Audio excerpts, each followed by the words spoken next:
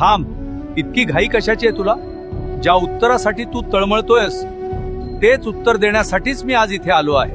आधी तू शांत हो आणि माझ्याकडे बघ. तुला फक्त तुझे रिकामे हात दिसले, पण त्या रिकाम्या हातांनी जेव्हा जेव्हा तू माझ्या पायरीला स्पर्श केलास तेव्हा तुझ्या नशिबातले कितीतरी काटे मी उपसून काढले. हे तुला दिसलं नाही.